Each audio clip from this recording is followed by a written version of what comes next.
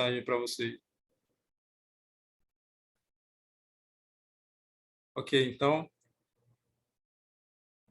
a última mensagem que eu fiz foi a primeira parte de uma série de 3, tá? Uma mensagem dividida em 3 partes. O tema dessa mensagem é Escolhas definem destinos. E na parte 1, nós analisamos a vida de Sansão, né? Nós vimos como Sansão, por meio das suas escolhas, definiu o seu destino. E aí nós vimos que Sansão fez várias mais escolhas na sua vida que quase o levaram à perdição. Sansão só não se perdeu porque no último momento ali ele fez uma escolha correta. Ele se voltou para Deus, se arrependeu, confessou seus pecados a Deus, recebeu perdão e ali ele então infelizmente teve a sua vida abreviada, né, quando ele propositalmente derrubou o templo onde os filisteus estavam festejando, e aí ele acabou morrendo com aqueles filisteus. Então Sansão poderia ter um final muito diferente se ele tivesse feito escolhas diferentes. O propósito dessa mensagem é mostrar que não é o acaso que determina o nosso destino, tá? O nosso futuro, mas sim as nossas próprias escolhas. É isso que define o nosso destino, tanto aqui nessa vida quanto na vida futura. E quando eu falo vida futura, eu estou falando ou da vida eterna ou da morte eterna. Tá? São as nossas escolhas que vão determinar se nós teremos a vida eterna ou a morte eterna. E hoje nós vamos analisar, na parte 2, um outro personagem bíblico, agora do Novo Testamento. Ele foi um dos 12 discípulos de Jesus, ou 12 apóstolos, tá? E o nome dele é Judas Iscariote. Nós vamos analisar a vida de Judas e como as suas escolhas determinaram o seu destino. Tá bom? Pegue sua Bíblia aí. Nós vamos ler alguns versos. Os textos vão aparecer aí na tela, mas se você puder ver na Bíblia, é melhor, né? Caso você não encontre, aí você acompanha na tela. Se você não tiver tanta habilidade em encontrar os textos, tá bom? Vamos orar? Feche aí seus olhos, vamos falar com Deus agora. Senhor nosso Deus, nosso Pai, eu te agradeço, Pai, pela presença dos nossos amigos que estão aqui acompanhando mais uma mensagem que eu estou trazendo da Tua Palavra, Pai. Quero te pedir que nesse momento o Senhor perdoe todos os nossos pecados, nos purifique de todo pecado e de toda injustiça e também nos conceda o Teu Santo Espírito. Que o Teu Espírito unja os meus lábios para levar essa mensagem e dê o entendimento a todos que estão me ouvindo agora. E que essa mensagem seja edificante para a nossa vida espiritual e que nos leve a refletir sobre as nossas escolhas, as escolhas que temos feito na nossa vida e para onde elas estão nos levando. É no nome do Senhor Jesus que nós te pedimos e agradecemos essas bênçãos, esse privilégio de podermos juntos estudar a Tua Palavra. Amém. Muito bem. Eu vou compartilhar aqui um slide. Hoje nós vamos utilizar um slide. Eu consegui preparar hoje esse slide para a gente usar aqui, para nos ajudar.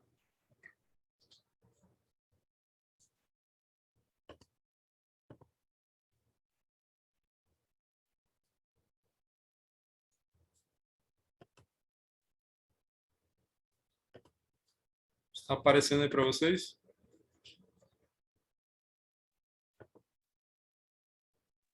Sim. Ok. Obrigado, Juscelene. Então, muito bem. Escolhas definem destinos, parte 2. Aí na imagem você vê um rapaz que está aí numa bifurcação, né? Num caminho que se divide em dois, uma estrada, né? Que se divide em dois. De um lado, ali a imagem não está muito legal, mas de um lado tem a estrada bem feitinha, né? Do outro parece ser só barro, lama. E então ele tem que escolher para que lado ele quer seguir. E assim é a nossa vida, meus amigos. Nós todos os dias fazemos escolhas e essas escolhas é que definem o caminho que nós vamos seguir, tá? E hoje nós vamos ver as escolhas de Judas e para onde essas escolhas o levaram. Vamos começar lendo na Bíblia, no livro de Romanos, capítulo 6. Procure aí na sua Bíblia, Romanos, capítulo 6. Nós vamos ler alguns versos desse capítulo, tá?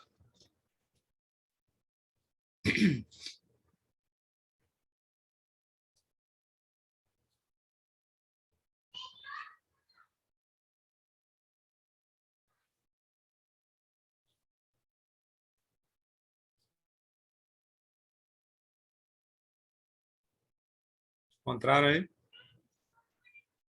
Vamos ler, tá?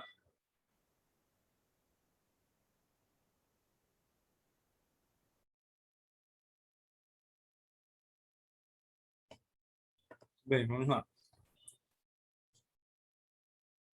O verso 1 e 2 primeiro, tá? Diz assim: que diremos, pois?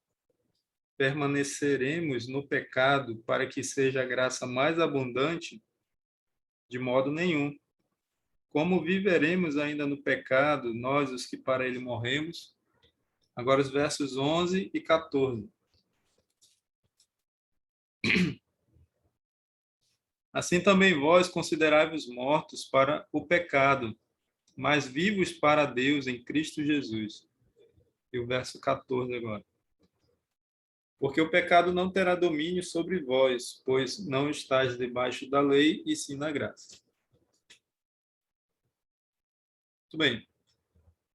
De acordo com esses versos, meus amigos, o cristão de modo nenhum viverá na prática do pecado, porque ele morreu para o pecado. E o verso 14 mostra que o pecado não tem domínio sobre o cristão, porque ele não está debaixo, porque ele está debaixo da graça de Deus. Então, baseado nesses versos, nós podemos concluir que todo cristão deve morrer para o pecado, ou seja, não deve viver mais na prática do pecado, porque o pecado não tem domínio sobre ele, tá? E tudo isso só é possível mediante a graça de Cristo, ok? Entendi isso aqui? Isso aqui é muito importante. Entender logo no início, tá? O cristão jamais vai viver na prática do pecado. Por quê? Porque ele morreu para o pecado, é o primeiro motivo. Segundo motivo, porque o pecado não tem domínio sobre ele, porque ele está debaixo da graça de Deus. Só um minuto, mais ou menos.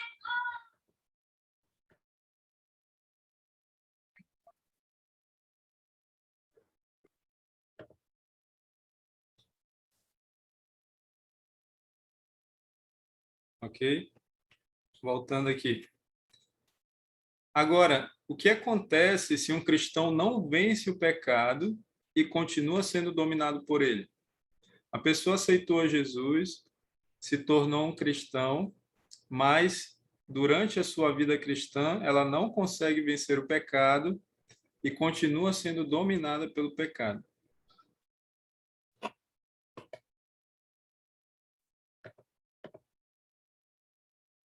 O que acontece, então, a pergunta é, e o que acontece se um cristão não vence o pecado e continua sendo dominado por ele? Segunda pergunta, o que acontece se um discípulo de Cristo não morre para o pecado?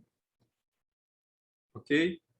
Nós vamos ver as Eu tenho respostas. uma pergunta. Pode fazer. Como ter, então, esse sucesso de não pecar?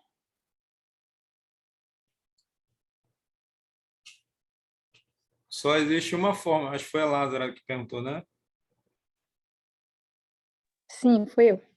Ok. Lázaro, só existe uma forma de vencer o pecado. É por meio do Espírito Santo, tá? O Espírito Santo, ele nos dá poder para nós vencermos o pecado na nossa vida.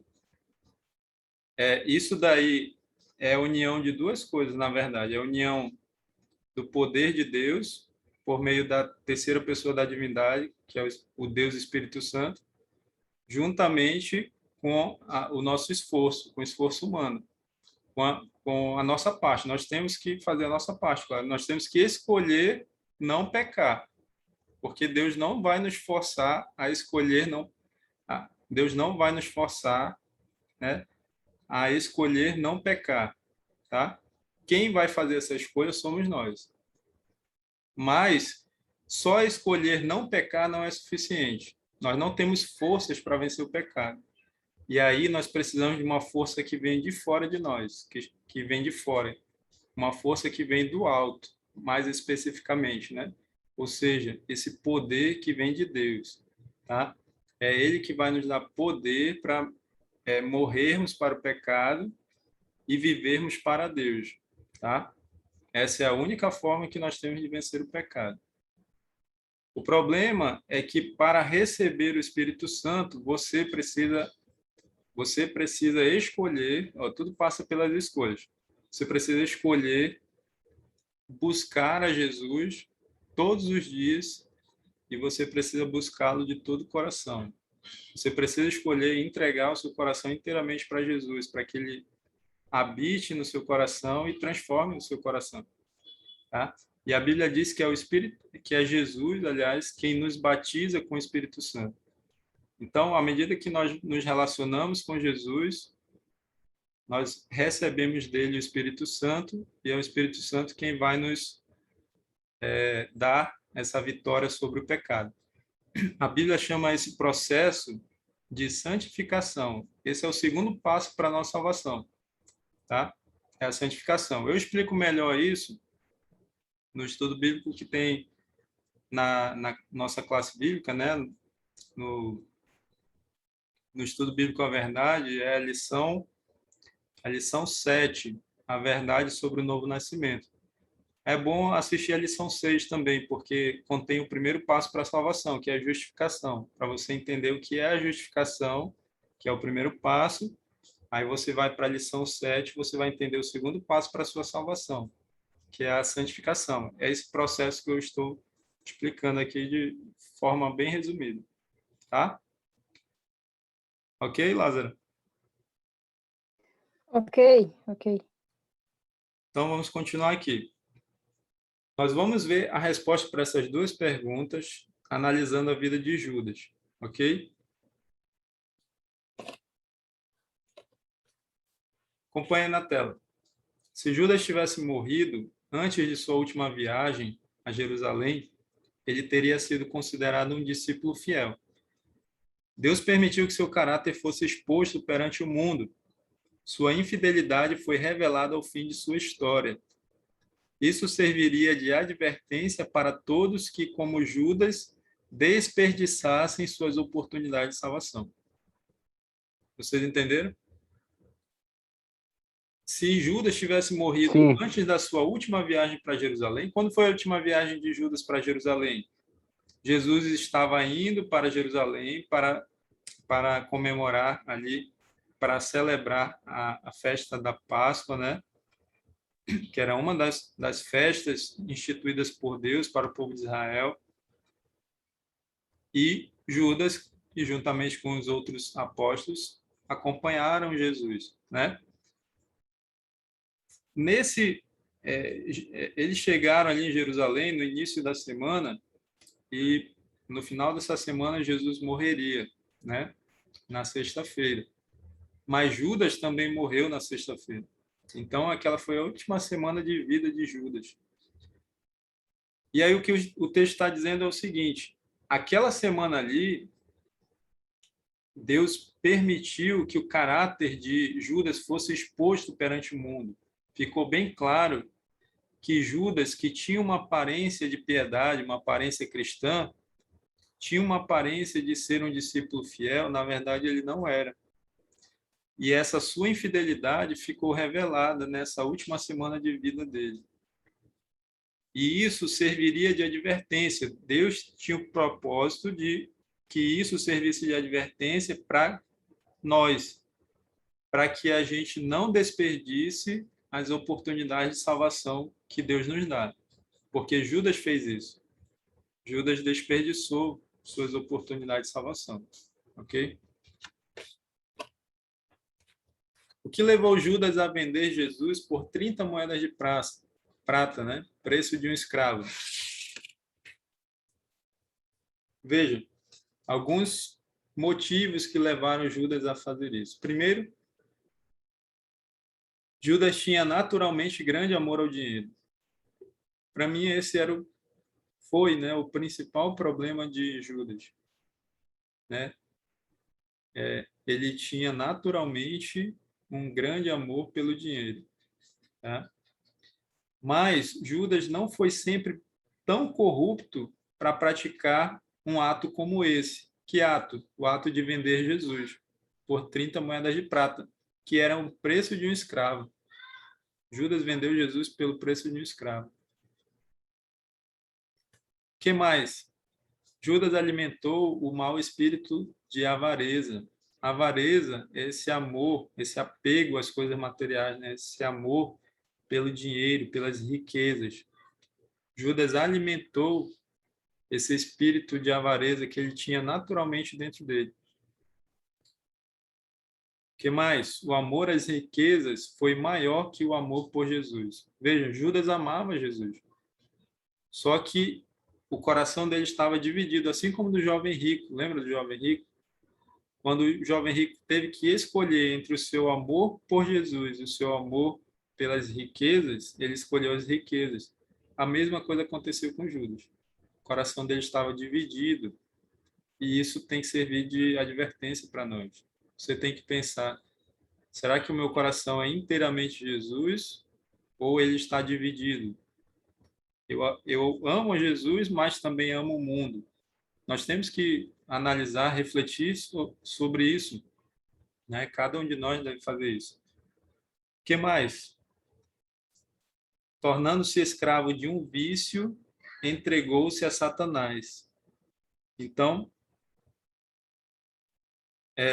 tudo isso daí levou Judas a tornar-se tão corrupto a ponto dele trair e vender Jesus, a quem ele chamava de mestre. Por não vencer um único pecado, o pecado da avareza, Judas foi tão longe e teve um final trágico, pois não somente tirou sua vida, mas também morreu eternamente perdido. Então, o final de Judas foi trágico porque ele não só tirou a sua vida, e então ele passou pela primeira morte, como ele vai ressuscitar para receber a segunda morte, que é a morte eterna. Ou seja, Judas já está perdido, né? Infelizmente.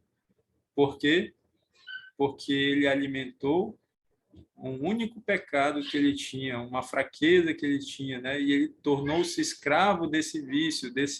Que vício? O amor ao dinheiro, à avareza. E assim ele entregou-se a Satanás. Judas foi um homem sincero, meus amigos. Os ensinos de Jesus tocavam seu coração. Ele reconhecia serem os ensinos de Jesus superiores a tudo que ele tinha ouvido anteriormente. Judas amava o grande mestre e desejava estar com ele. Judas tinha o desejo de ser transformado no caráter e na vida, e experimentar isso através de sua ligação com Jesus. Jesus, mesmo conhecendo o coração de Judas, não rejeitou, como ele sempre faz, né? Jesus não rejeita ninguém. Jesus colocou como um dos seus 12 apóstolos, confiou-lhe a obra de evangelista, mas Judas não chegou ao ponto de entregar-se inteiramente a Cristo. Ele havia escutado Jesus dizer: Assim, pois, todo aquele que dentre vós não renuncia a tudo quanto tem, não pode ser meu discípulo. Isso está em Lucas 14:33. Mas ele não obedeceu, pois não renunciou às suas ambições terrenas, nem o seu amor ao dinheiro. Olha só o grande problema de Judas. Judas era um homem sincero. Ele queria ter a sua vida transformada. Por isso ele seguiu a Jesus. E ele teve o privilégio de ser escolhido por Jesus para ser um dos 12 apóstolos. Jesus sabia, Jesus conhecia o coração de Judas. Sabia que ele não era, apesar da sua sinceridade, mas o seu coração estava dividido, né? Mesmo assim, Jesus escolheu. Jesus estava dando para Judas uma oportunidade de salvação, para que ele fosse salvo. Assim Jesus faz com todos nós. Jesus, em algum momento da sua vida, ele já lhe deu, provavelmente, mais de uma oportunidade de salvação. Assim como ele fez com Judas. Só que Judas tinha ouvido Jesus falando que o discípulo verdadeiro, né, aquele que quer seguir a Jesus, precisa renunciar a tudo quanto tem. Mas Judas não fez isso. Ele não renunciou às suas ambições terrenas, não renunciou ao seu amor ao dinheiro. E esse foi o grande problema de Judas. Judas estava cego para a fraqueza de seu caráter. Por isso, Jesus o colocou onde pudesse ter oportunidade de ver e corrigir isso. Como tesoureiro dos discípulos, era chamado a providenciar as pequenas necessidades deles e a suprir as necessidades dos pobres. Assim, servindo aos outros, Judas poderia desenvolver um espírito abnegado.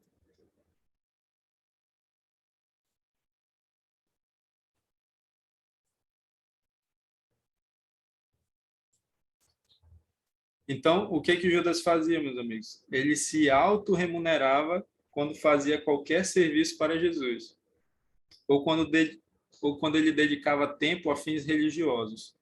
E isso servia de desculpa para ele mesmo, para a ação que ele praticava. Mas, aos olhos de Deus, na verdade, Judas era um ladrão, né?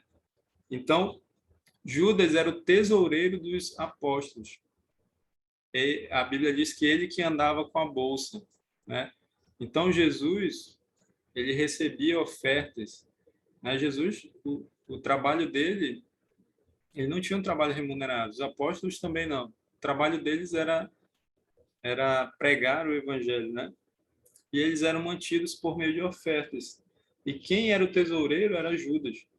Então Judas ele recebia essas ofertas e ele tinha ali o dever, né, de providenciar as necessidades deles, né? E também de ajudar outras pessoas, suprir as necessidades de pessoas pobres, né? Jesus colocou Judas nessa função com o objetivo de salvá-lo, para que, à medida que ele fosse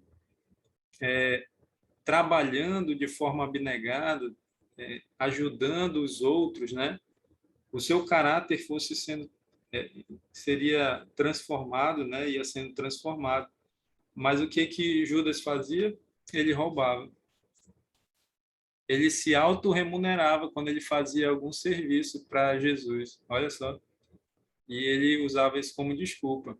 Ah, eu fiz isso aqui, então eu mereço esse dinheiro aqui. E aí Judas tirava dinheiro para ele. Ok? Então, aos olhos de Deus, Judas era um ladrão. Olha só, meus amigos, Judas estava cego para a fraqueza do seu caráter. E então ele continuou alimentando o seu espírito cobiçoso e avarento. Tá? Outro erro de Judas foi pensar que Jesus iria livrar os judeus do poder romano e estabelecer o seu reino na terra. Judas, ele tinha o interesse, meus amigos, de ter uma posição de destaque no reino de Cristo. E isso foi uma das coisas que o levaram a seguir a Jesus e ser um dos apóstolos, né? Ele achava que Jesus iria estabelecer o seu reino aqui na terra, que ele iria livrar os judeus do poder romano. E quando Jesus estabelecesse seu reino aqui na terra, Judas teria uma posição de destaque. Então, olha só a ambição terrena de Judas, né? Mas quantas vezes Jesus falou que o seu reino não era desse mundo, né? Em vez de entender e aceitar essas palavras de Jesus, essa declaração de Jesus o irritava. Judas ficava irritado quando Jesus falava que o reino dele não era desse mundo. Olha só que triste, né? Na ocasião da primeira multiplicação dos pães e peixes, Judas teve a oportunidade de ver o benefício que ele podia fazer aos outros. Ele experimentou a alegria que sempre acompanha o serviço para Deus. Você já deve ter ajudado alguém em algum momento da sua vida. E você sabe como é bom, como a gente se sente bem, né, quando ajuda os outros. Não é verdade? Nós só experimentamos a alegria verdadeira, meus amigos, quando nós vivemos uma vida não egoísta, né, uma vida abnegada, quando nós servimos os outros. Foi isso que Jesus nos ensinou quando esteve aqui na Terra. A pessoa egoísta nunca vai ser feliz. E Jesus estava tentando ensinar Judas a ser uma pessoa abnegada, a pensar nos outros primeiro, antes de pensar em si mesmo. E essa ocasião da multiplicação dos pães foi mais uma oportunidade que Judas teve de aprender que existe alegria em fazer o bem para os outros, né? Mas o que aconteceu? Judas poderia ter aprendido o método de Cristo. Não vim para ser servido, mas para servir. Ele poderia ter aprendido que só há verdadeira felicidade no serviço abnegado. E só existe infelicidade e tristeza numa vida egoísta. Porém, mais uma vez, Judas permitiu que o seu pecado dominasse e seus desejos egoístas o cegaram. Ele aproveitou-se daquele milagre de Jesus e tentou fazê-lo rei à força. Vocês estão percebendo, meus amigos, as várias oportunidades que Jesus deu para Judas e como ele foi rejeitando cada uma dessas oportunidades? Essa ocasião da multiplicação, da primeira multiplicação dos pães e peixes, foi uma dessas oportunidades, né? Judas pôde ver ali como é bom ajudar as pessoas, né? Mas ele permitiu que o seu coração, que o seu pecado dominasse mais uma vez. E aí ele deixou passar mais aquela oportunidade. E, em vez de aprender o método de Cristo, de não ser servido, mas servir os outros, Judas fez o quê? Tentou fazer Jesus rei à força. Por quê? Porque ele tinha a ambição de ser importante no reino de Cristo, né? Nós vemos isso em João, capítulo 6, versos 14 e 15. Você pode procurar aí na sua Bíblia. Diz assim: vendo, pois, os homens o sinal que Jesus fizera, o sinal, a multiplicação dos pães e peixes, tá? Disseram: este é verdadeiramente o profeta que devia vir ao mundo. Sabendo, pois, Jesus que estavam para vir com o intuito de arrebatá-lo para o proclamarem rei, retirou-se novamente sozinho para o monte. Sabe quem foi o primeiro a tentar fazer Jesus rei ali de uma maneira forçada? Foi Judas. Foi ele que iniciou esse movimento aqui. Mas Jesus não aceitou. Jesus simplesmente se retirou, porque Jesus já tinha dito que o reino dele não era deste mundo. E aí, meus amigos, amarga foi a decepção de Judas.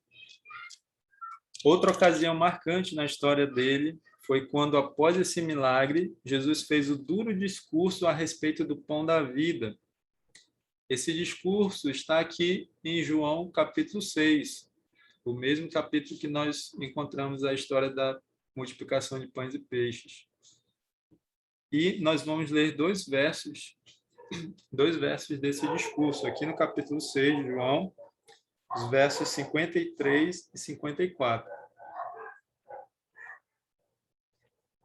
Respondeu-lhes Jesus: em verdade vos digo, se não comerdes a carne do Filho do Homem, não beberdes o seu sangue, não tendes vida em vós mesmos. Quem comer a minha carne e beber o meu sangue tem a vida eterna. Eu o ressuscitarei no último dia. Essa é uma parte do discurso de Cristo, né? Você pode ler depois todo o capítulo 6. E você vai ver que depois desse discurso, muitas pessoas deixaram de seguir a Jesus. Porque Jesus disse: vocês me seguem por interesse, só porque eu multipliquei os pães e os peixes. Então, naquele tempo, Jesus tinha muitos seguidores por interesse, muitos discípulos por interesse. Judas era um deles. Só que Jesus era um discípulo que estava próximo, que convivia de de uma maneira mais íntima, né, com Jesus. E hoje, vocês acham que hoje Jesus tem seguidores por interesse? Vocês já viram essas igrejas que pregam a teologia da prosperidade? Que se você for fiel a Deus, que se você entregar o que você tem para Deus, Deus vai lhe abençoar, vai lhe dar em dobro e você vai ter tudo e você pode exigir as coisas de Deus. Isso é ou não é seguir a Jesus por interesse, meus amigos? É, claro que é. Mas não é isso que a Bíblia ensina, né? E nós podemos aprender isso aqui, com a vida de Judas. Depois desse discurso, Judas entendeu que Jesus oferecia bens espirituais em vez de bens terrenos. Concluiu então que Jesus não poderia conceder o que ele queria. O que Judas queria? Uma alta posição no reino de Cristo, no reino terreno de Cristo, né? Então ele entendeu que Jesus não poderia conceder essas altas posições aos seus seguidores. Então ele decidiu não se unir a Cristo tão intimamente que não pudesse se afastar. Daquele dia em diante, Judas começou a exprimir dúvidas sobre o ministério de Jesus e ele passou, então, meus amigos, olha só, ele passou a fazer o trabalho de Satanás. Tudo quanto Jesus dizia aos discípulos, sempre havia alguma coisa que Judas não concordava. Os discípulos não percebiam o verdadeiro agente, aquele que estava por trás de Judas, né, trabalhando por meio dele. Mas Jesus sabia que Satanás estava dando a Judas os seus atributos e fazendo dele um canal de influência sobre os outros discípulos. Olha só, meus amigos, como um pecado alimentado leva a pessoa a ser instrumento de Satanás, né? Foi isso que Satanás fez com Judas. Satanás começou a controlar Judas, começou a comunicar, a conceder a ele os seus próprios atributos, né? E começou a usá-lo como um instrumento dele, né? E o intuito dele era, claro, levar os outros discípulos à perdição também. E quando Jesus percebeu isso, né? Quando Jesus viu que Satanás estava ali trabalhando por meio de Judas, Jesus fez uma declaração sobre Judas 1 ano antes da traição. Olha só, 1 ano antes. É essa daí, ó. Aí também no capítulo 6 de João, os versos 70 e 71. Replicou-lhes Jesus: não vos escolhi eu em número de 12, contudo um de vós é diabo. Referia-se ele a Judas, filho de Simão Iscariotes, porque era quem estava para traí-lo, sendo um dos 12. 1 ano antes, Jesus disse que Judas era diabo. Claro que Jesus não quis dizer que Judas era o próprio Satanás, né? O próprio diabo. Mas que Judas estava sendo controlado por Satanás. Por quê, meus amigos? Porque ele não morreu para o pecado e ele alimentou esse pecado no seu coração, e isso deu então a oportunidade de Satanás então controlá-lo ali, né? Usá-lo como seu instrumento. Isso 1 ano antes, Satanás já estava trabalhando ali na vida de Judas. Outro momento determinante para o destino final dele, meus amigos, foi quando Maria ungiu os pés de Jesus.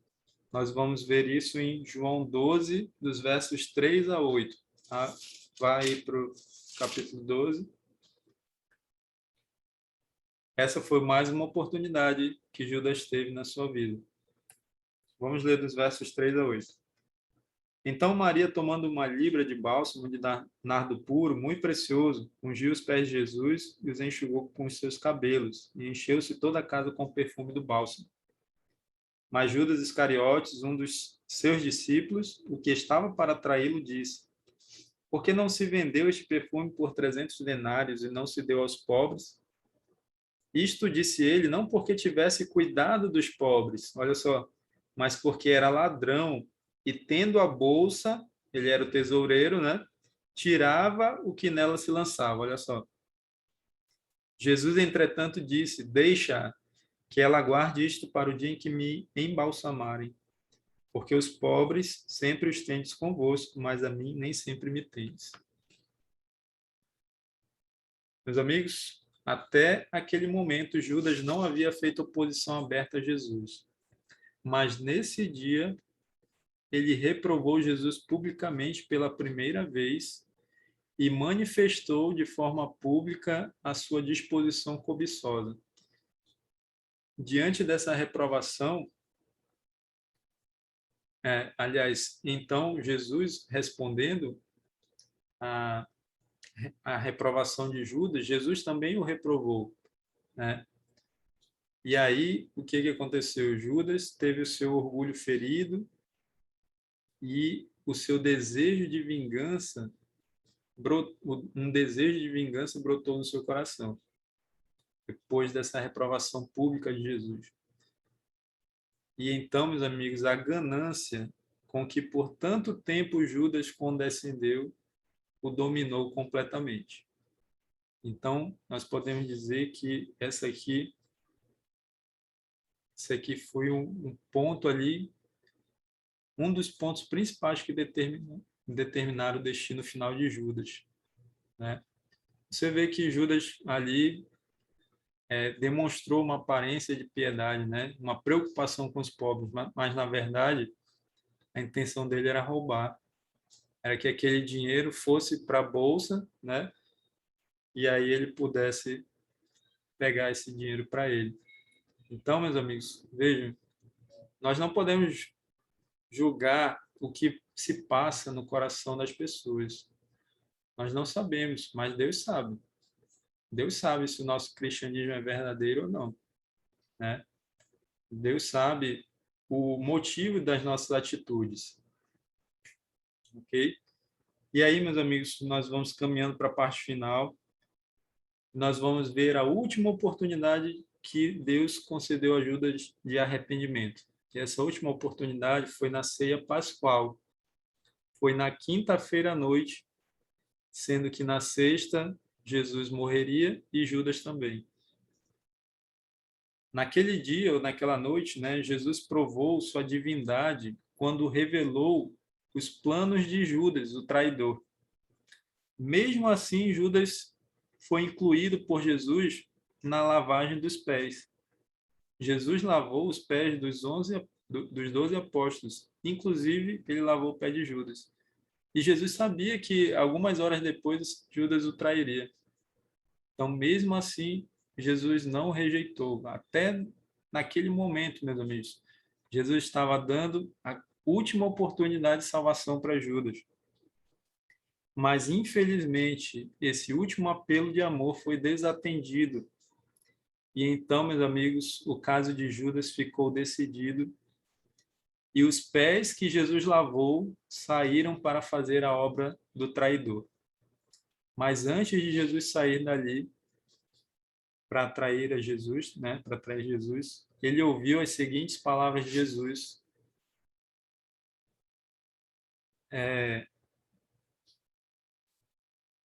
Essas palavras aqui, ó. Mateus 26, 24. O Filho do Homem vai como está escrito a seu respeito. Mas ai daquele por intermédio de quem o Filho do Homem está sendo traído. Melhor lhe fora não haver nascido.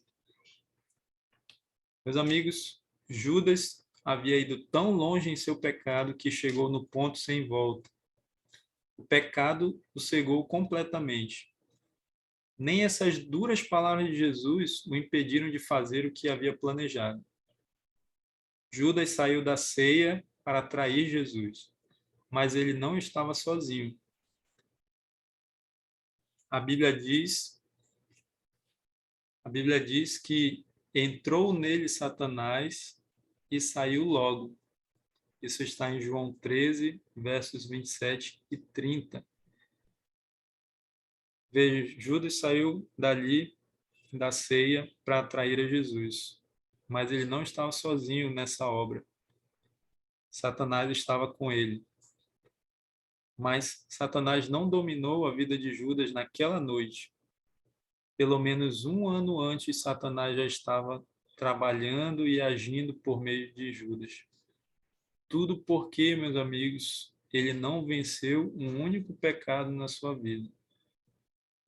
E então Judas cometeu o pecado contra o Espírito Santo, que a Bíblia diz que é o único pecado sem perdão, que não há perdão.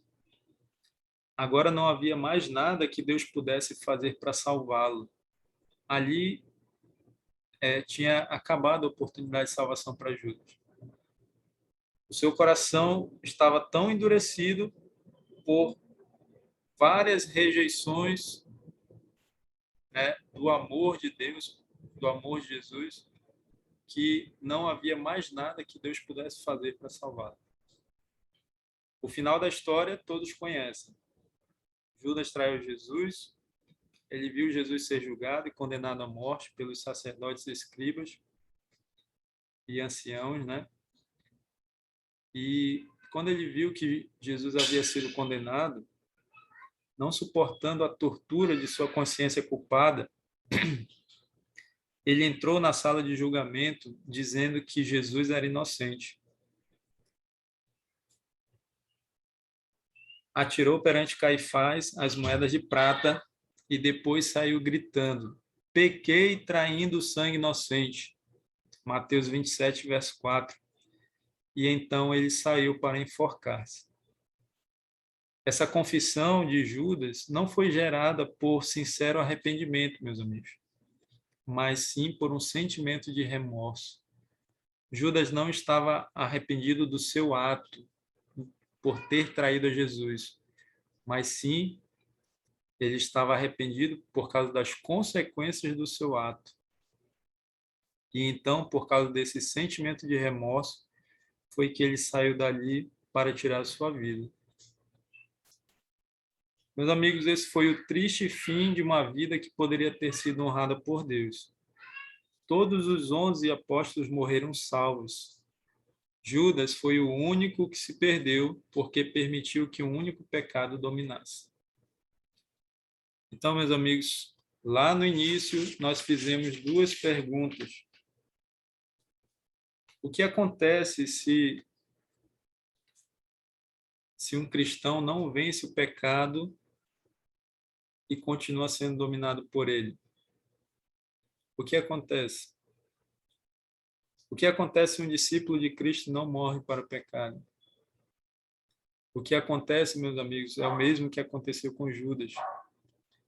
Se nós não morrermos para o pecado, se nós não vencermos o pecado, ele vai nos dominar. Satanás vai dominar a nossa vida. E nós seremos como marionetes nas mãos de Satanás. Ele então vai nos usar como seu instrumento, não para a salvação de outras pessoas, mas sim para a perdição.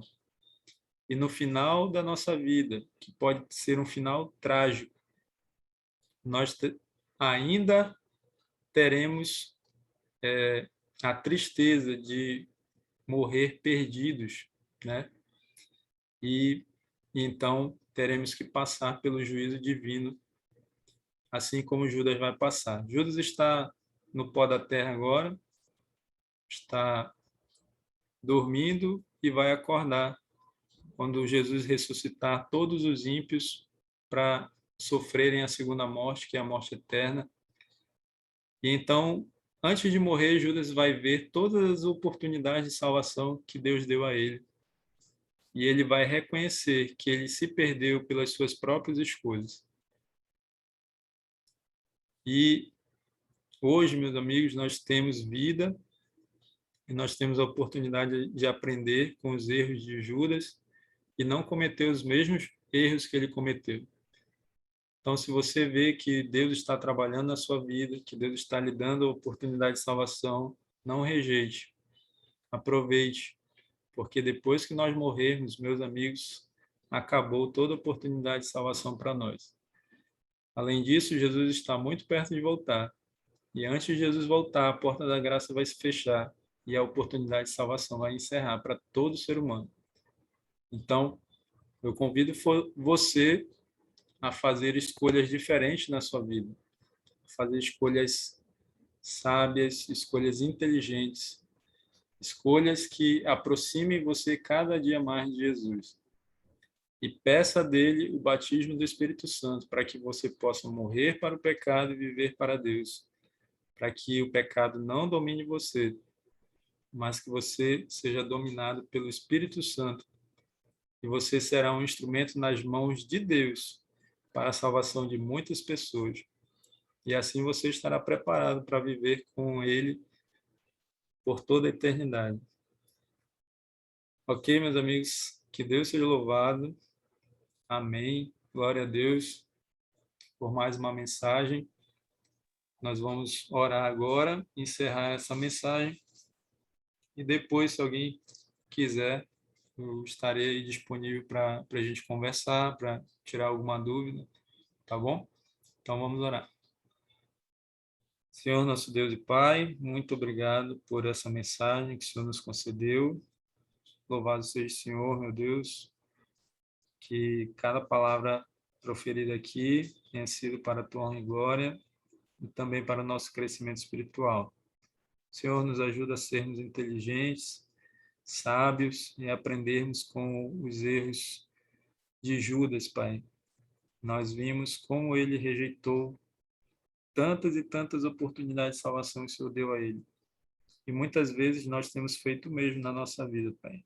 Mas nós pedimos perdão, misericórdia e pedimos que o Senhor nos ajude a fazermos escolhas diferentes e a não rejeitarmos as oportunidades de salvação que o Senhor nos oferece. Senhor, nos ajude a morrer para o pecado. Não permita que sejamos dominados pelo pecado, mas que sejamos verdadeiros cristãos que vivem não na prática do pecado, mas sim na prática da obediência ao Senhor.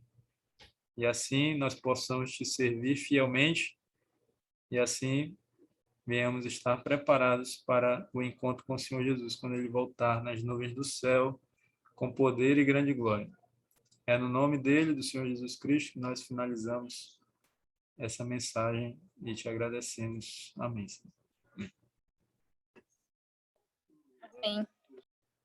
Bem, meus amigos, vou abrir aqui o microfone de vocês para que vocês tenham oportunidade de falar. Quem quiser, claro. Quem não quiser, fique à vontade. Quiser se retirar, eu vou encerrar aqui as gravações.